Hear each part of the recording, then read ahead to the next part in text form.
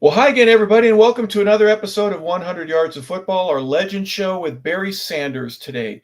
Joining me, as always, is Vincent Turner, our co host and founder of 100 Yards of Football. Logan Landers is our producer and engineer today. And Vincent, we're going to talk a little bit about one of the greatest players, and unfortunately, he's categorized as the greatest single NFL player to never win a Super Bowl. I think he was pretty good regardless. He was on a team that struggled to make it to the playoffs while he was there, struggled with the salary cap, and just wasn't able to get over the hurdle. But at least as far as the National Football League perspective, this is one of the most humble human beings that we're ever going to talk about. And you can like him, you can dislike him, whatever, but some of the decisions that he made throughout his life were so selfless in many, many different ways. We're going to talk about and put honor right now on Barry Sanders. I'm really happy today that we're doing Barry Sanders, a football player that I respected the first time I saw him play when he was at Oklahoma State on TV. I battled with a lot of things last night when I was doing my research, and I made a phone call to a gentleman that's very close to the show, Mark Denham. He got one of the best voices all of America. Yeah, he does. And I've been fighting with this for years because I'm a diehard Dallas Cowboys fan, and Emmitt Smith owns the rushing record. But when I look at Barry Sanders' career, and I think about Tom Brady winning 7 Super Bowl rings, and you judge by greatness, Joe Montana, Jerry Rice. And I told Mark this, in my opinion, and I'm not trying to get no shock value here.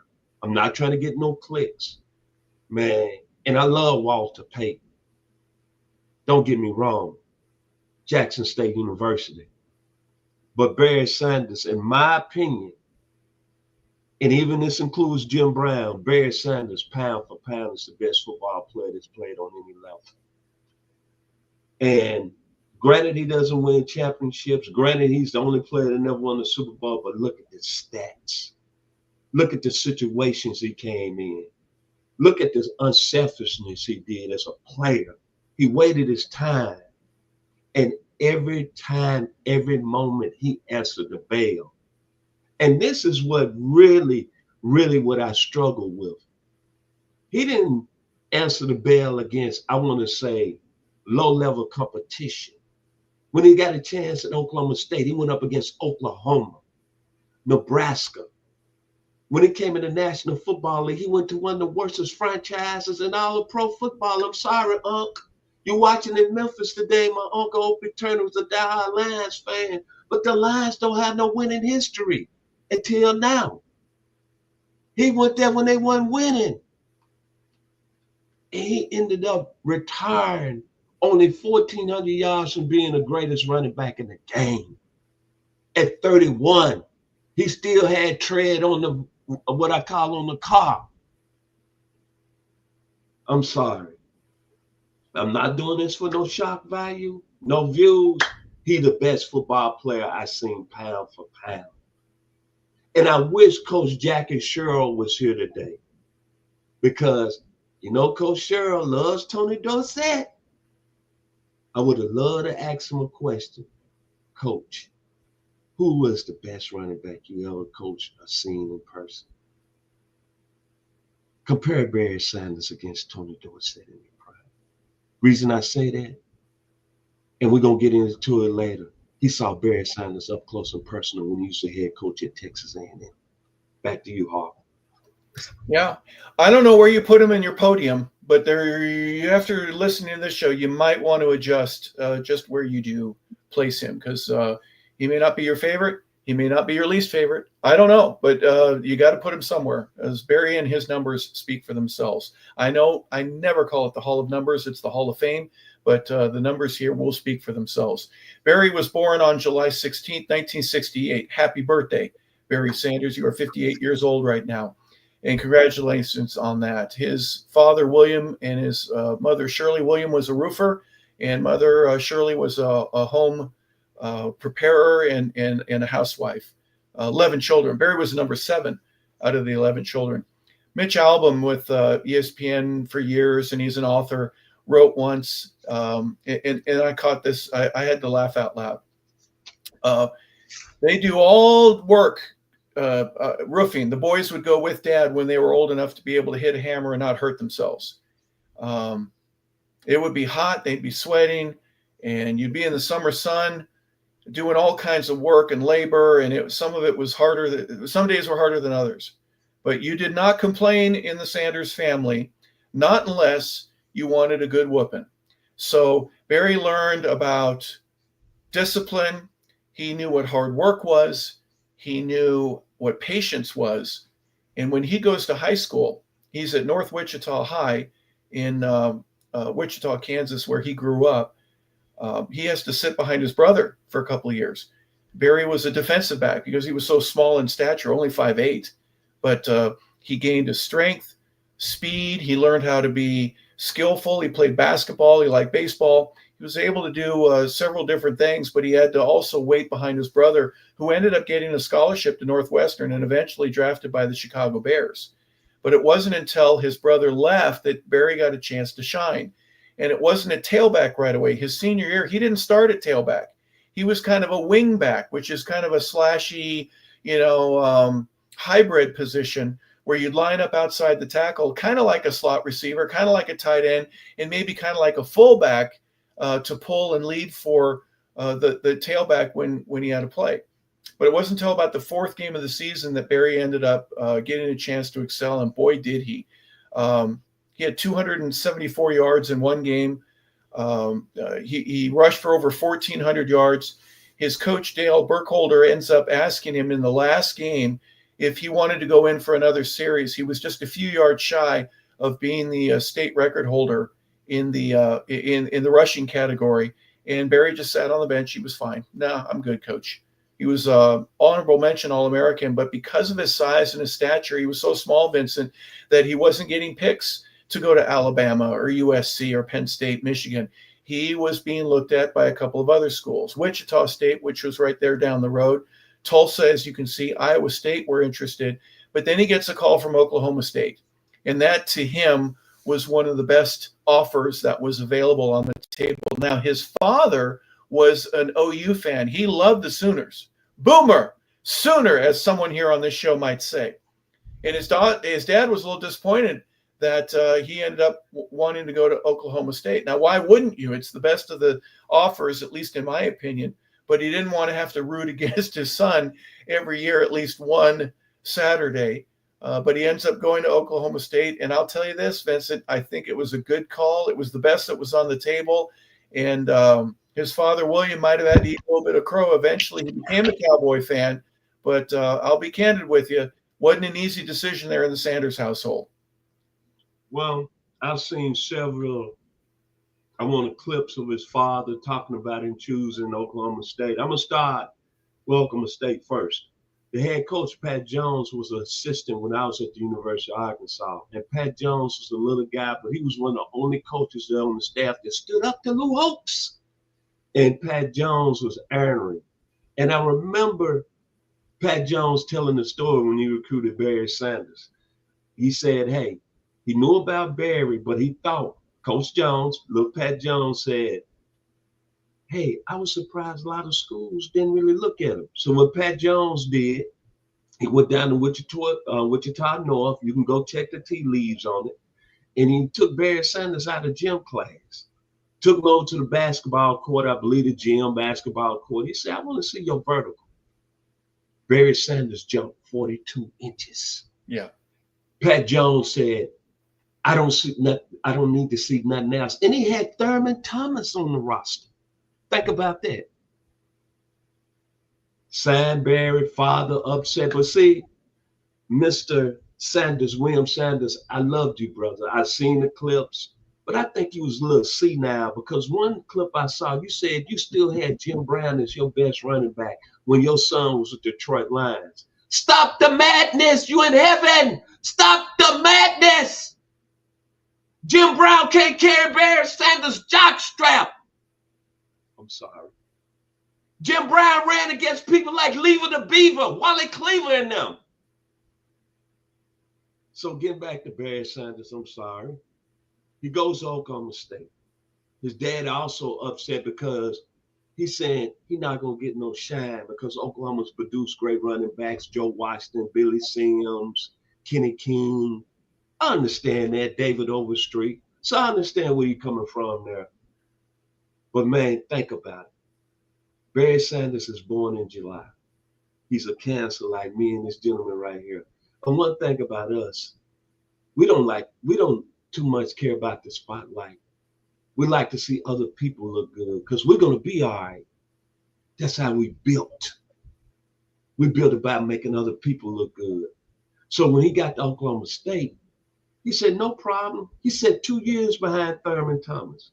And to be honest, I was in the college football heavy at that time. And I remember, I believe they played in the Sun Bowl.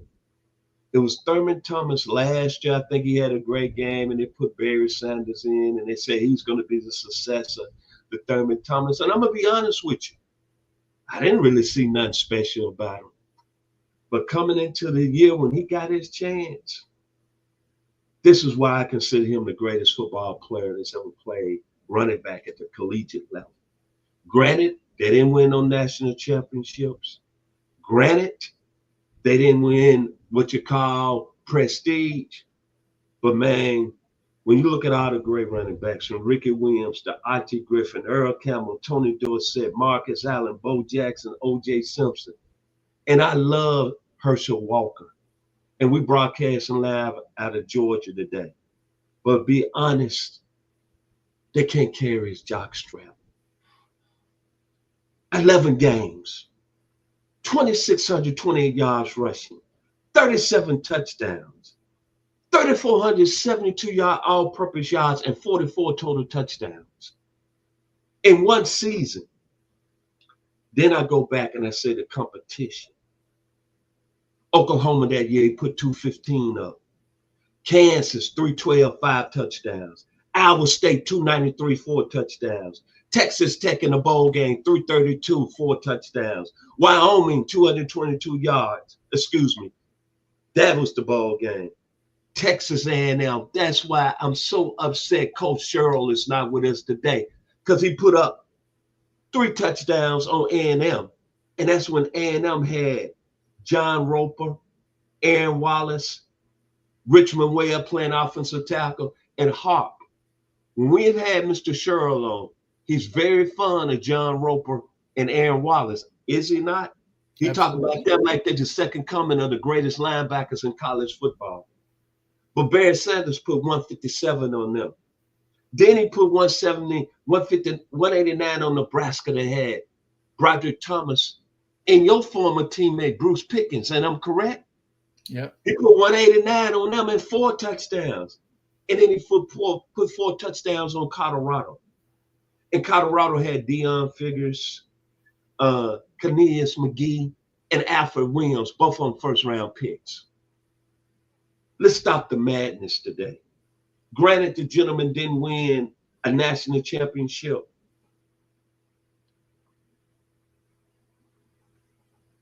But to me, he's the greatest. I'm sorry. I'm just telling it like it is. And he was with an Oklahoma State team. Come on, man. Mike Gundy at quarterback. Hartley Lee Dykes, who got drafted in the first round and then pan out in the NFL.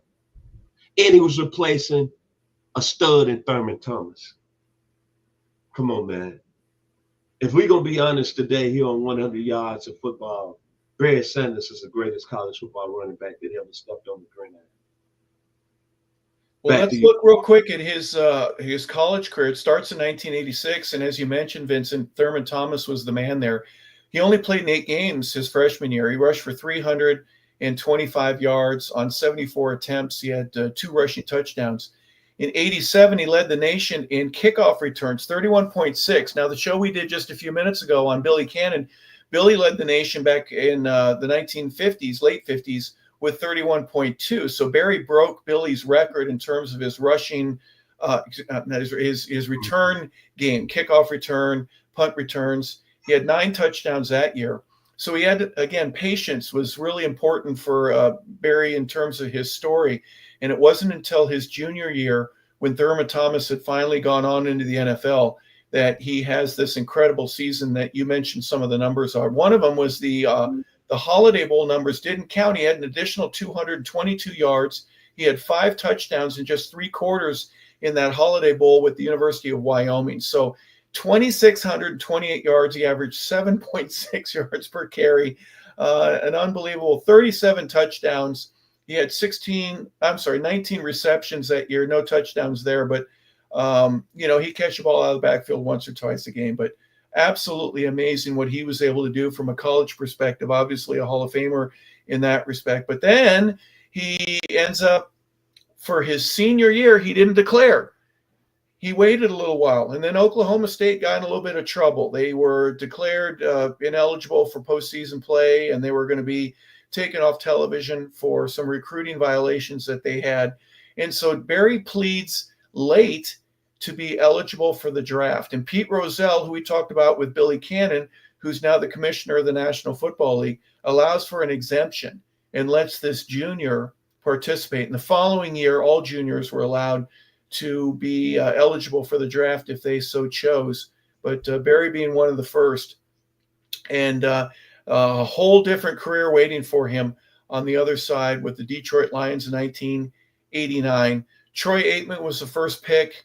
He ends up going to the Dallas Cowboys. Well, there we go. Why don't I talk about the Heisman Trophy? Gosh, we almost surpassed that with all the other amazing things that went on. And Barry, they were in a game that was in Japan, so he found out via satellite that he had won it. Very uncompromising. He wasn't able to be at the New York Athletic Club, so that was a little bit of a hitch in the giddy up there for the process and how it should work.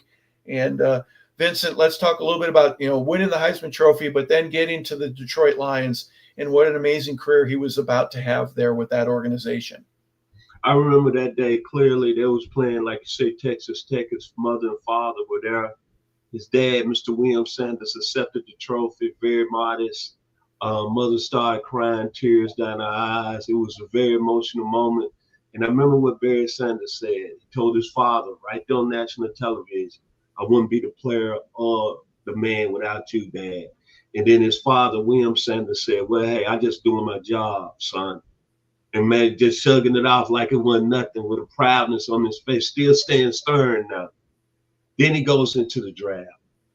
Everybody talking about the pretty guy out of California, Troy Aikman.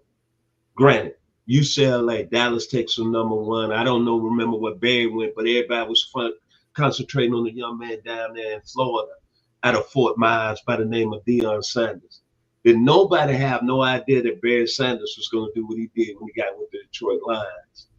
And when you look at it overall, he might have been the best player that came out of that draft, which was a very talented draft, 1989. But as I said before, when he got with the Detroit Lions, they were not winning no football games, period.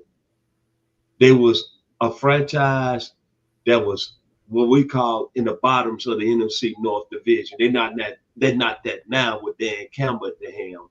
But look what he did when he got with the Lions.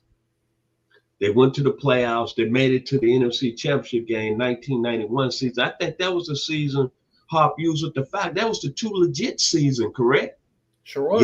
Yeah, okay. Yep. And I remember Detroit beat Dallas in the first round, opened the game playoff. Then they played Washington the following week. Things didn't work out.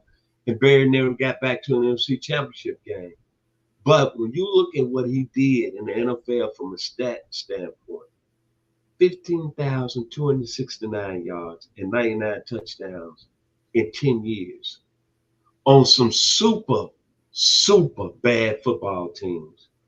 There was times when it looked like he didn't have an offensive line. Go look at the videos today on Barry Sanders, people, if you're watching 100 yards of football today. You'll see him going back one time, took a 20-yard loss because he was trying to get around because his line was blocking so poorly. But when you talk about him, elusiveness, speed, agility, vision, everything about a running back, it's been no one better. And granted, he doesn't have no Super Bowl rings. I understand that. And I'm a diehard Cowboys fan, and Emmitt Smith has 3 rings.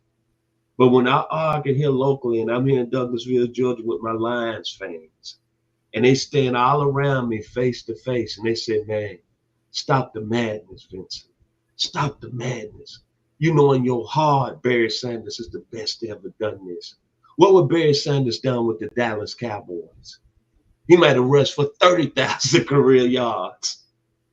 At the end of the day, and it hurts my heart because I want to say Emmitt Smith is the greatest running back that's ever done it. I want to say O.J. Simpson is the greatest that ever done it. Jim Brown is the greatest that ever done it. But I'm stopping the madness today. You can write me. You know my email address. Some people, you can hit us on Facebook. Barry Sanders is the greatest running back that ever played in the National Football League. And it's not even close. Back to you, Hawk. Well, the starting of his career, he gains 1,400 yards his rookie year. He's named Rookie of the Year. 1990, rushes for 1,300 yards. Led the league that year. 91, 1,500 yards, averaged 103 yards per game. They end up starting going to the playoffs, and you mentioned that first year, Detroit was just on the rise. They were going from an organization that just struggled to do anything, and then, boy, they've got one of the best running games. And I will say this, though. You mentioned their offensive line, and played against Lomas Brown, Dave Lutz, Saunders, another guy that was with them. I'm trying to think of some others, but Bill Fralick left Atlanta and was a free agent near the end of his career. He played 1 year with the Lions, and then Roman Fortin, who came over from the Lions, was a backup there, and free agency brought him over to Atlanta. And I remember asking Roman one day, I go, tell me about Barry. What was that like? He goes, Barry Sanders would put 400 pounds on his back and do a deep squat where his butt would almost hit the heels of his shoes on the ground. He was so stinking strong. He was so powerful. His legs were immensely better developed than a lot of other guys. And you see some of these moves where it almost looks like his shoe is going to break before anything in his body does, where he plants, like, for example, in this picture right here, the pressure that he would put on his shoes. I'm sure he got a new pair every game regardless, but he sure wore them out because of the moves that he would make and the way that he plants and the balance that he had. But I said to Roman once, like, what's it like blocking for him? He goes, I don't know. We'd call 28 toss, and everybody would go 28 toss, and they'd block. And if Barry saw something different, he'd be over on the opposite side of the field running up the sideline. And he'd do it all the time. So it wasn't like Barry was aloof. It's just the freedom that he had to be able to find a hole where it didn't exist, especially near the end of the game when something needed to take place. Here's Barry the year that they end up beating Dallas in the first round of the playoffs in wild card. They had a home game. They were the NFC Central champions that year, but then they go in the championship game and they lose at Washington. It was a tough year for them, and then he never won another playoff game after that. So 93, 94, 95, and then 97, Barry was a part of the organization that, consistently they make it to the playoffs, but they couldn't get past that first round. And it began to wear on him. Near the end of his career, Wayne Fontes was fired, and then he started looking at doing it all over again. This is a year they end up losing in Philadelphia in the divisional round there. Barry's patience, I think, wore thin. I think he probably wanted to have a trade, and when they weren't going to trade him, the biggest option that was available to him at that time was to possibly retire. And you mentioned he was, only 1,400 yards from surpassing Jim Brown's record, Walter Payton's record. He had passed Jim Brown, by the way. Forgive me for misspeaking that, but it could have been his. But he didn't care. He didn't care if he had the state championship record. He didn't care if he had the rushing title. He sat out, needing only about 10 or 15 yards when Christian Okoye had just passed him. They had a special phone that was brought down between the coaches, and they knew how many yards Christian Okoye had, and they wanted Barry to set the record. So Vincent, I mean, this is a guy that's as humble as you could possibly imagine. And if it came to a record or having a personal accolade, that wasn't all that important to him. What an amazingly fresh face that was in the eyes of a league that is all about me, all about myself, all about I. Think about this. We talk about maybe the greatest running back in the National Football League, but look at what you're saying right now, Harper. You're talking about how humble he was, how he cared about other people, how he didn't care about breaking the National Football League all-time rushing record. What he wanted to do, he wanted to be with an organization that wanted to win, stability. And I'm gonna be honest, the Detroit Lions have had a lot of football players. They've taken high. I'm not gonna put their names up there out there, but they weren't about their business. They weren't about winning. Think about some of the quarterbacks Barry Sanders has had to deal with. Eric Kramer and Rodney Peete was probably the two best running backs he ever had when he was there. Andre Ware, come on, man. I can't think of the other quarterbacks. And I have this one argument with a lot of people when they really come to me with this argument. With Vince, Jerry Rice, in our opinion, is the best football player pound for pound because he played the wide receiver position and he wasn't able to get the ball every time like Barry Sanders in some situations. He had to have somebody throwing it to him instead of handing it off to him. And I look everybody in their face, and I'm gonna look at this camera today. Jerry Rice had Bill Walsh. Jerry Rice had Joe Montana. Jerry Rice had Steve Young. Jerry Rice had Roger Craig. Jerry Rice had Dwight Clark. Jerry Rice had Randy Cross. But getting back to the two quarterbacks Jerry Rice had, Harper, ain't both of them in the Hall of Fame? Sure are. Mike has dropped. Back to you, Mr. Harper LaBelle. Well, he ends up just before training camp in 1999. It was on July 27th that he says, I'm done. I don't want to play anymore. And even with that, there's a little bit of a controversy, right? He was only 1,400 yards shy. He had over 15,000 yards, and he needed to have Walter's record was 16,726. So if not that season, it would have been one more year that he would have easily broken the record and then some. And that wasn't important to him. Here's what was interesting. He had re-signed. He had amended his contract, and he received about $36 million worth of new contract money. And when he retires, the Lions want some of that money back. And Barry says, I'll give you the whole signing bonus back, every last penny of it, if you allow me the freedom to be traded to another club. And the Lions refused. So that's what I thought was interesting, where they want to take him to court.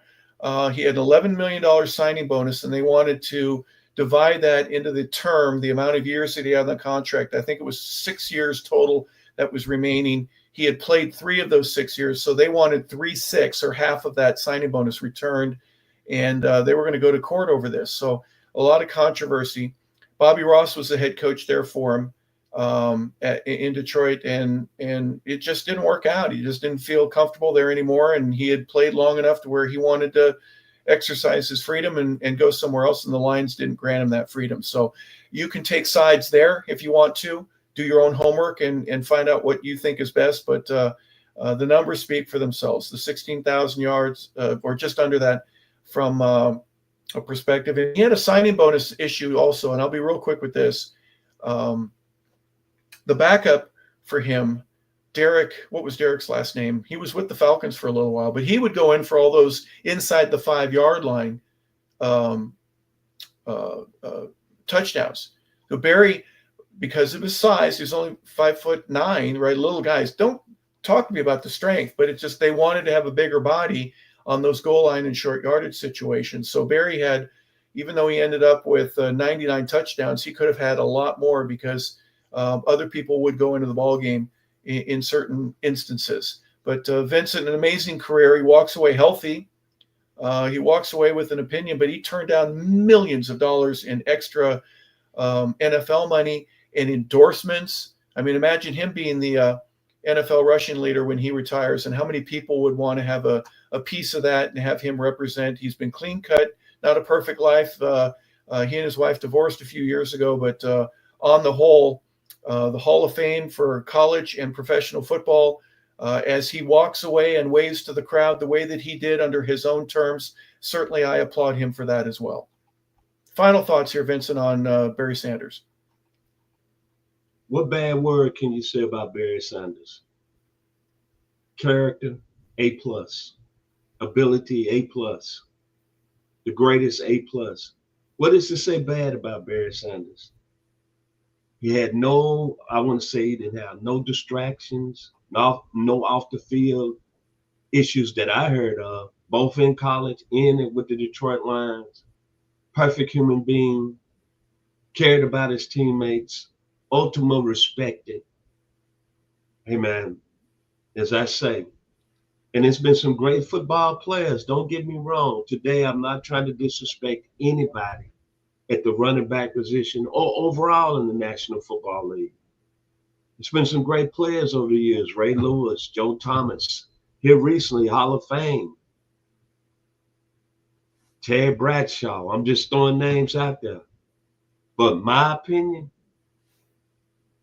Barry Sanders is the best player that's ever played this game on both levels. And all you have to do is look at the stats that's right in front of you. That takes a lot when you got a Cowboy fan saying that, right? As many great players Yes, that have come out of that organization. Well, let's take a couple seconds to read just a few things that Barry Sanders accomplished while he was playing football. The NFL Most Valuable Player in 1997. 2 times he was the Offensive Player of the Year. He was the NFL Offensive Rookie of the Year. 6 times he was First Team All-Pro. 4 times he was on the All-Pro selection as a second teamer. 10 times he made the Pro Bowl. He was a rushing leader 4 times in his career, 90, 94, 96, 97. Rushing touchdown leader in 91. He's on the 1990 All-Decade team. He's on the 100th anniversary team, Pro Football Writers All-Rookie team. 2 times he won the Burt Bell Award. He's a Pride of the Lions winner, 75th anniversary team, all-time team. Detroit retired his number 20, which, by the way, belonged to Lem Barney and Billy Sims, and then Barry Sanders is the only where all 3 of those guys wore numbers that have been retired. Wins the Heisman Trophy, the Maxwell Award, the Walter Camp Award, the Chick Harley Award, Sporting News Player of the Year, UPI Player of the Year, Big 8 Offensive Player of the Year, unanimous All-American, first team All Big 8. His number 21 retired at Oklahoma State. Shall I say more? Pro Football Hall of Fame and the College Football Hall of Fame, 99 touchdowns in his career. I think the only bad thing about him, I think maybe when he was in college, he might have had one bad haircut. But other than that, there's really nothing that we can say about Barry Sanders other than to give the utmost of respect and appreciate all the contribution that he made to the game of football, how he made it better. His effort is flawless, and everyone knows that this guy was something magic when he had the ball in his hands. Yeah, did he lose a few yards? Every now and then he did, but he was also one of those guys that, you know what, no one gained anymore. So we appreciate Barry Sanders. We want to say thank you for what you did to make the game better. So for Vincent Turner, our co-host and our founder, for Logan Landers, our producer and engineer, I just want to say thank you for tuning in, everybody, to 100 Yards of Football. Our second Legends show here today honored Barry Sanders. We appreciate you being a part of it. Have a fantastic rest of your day.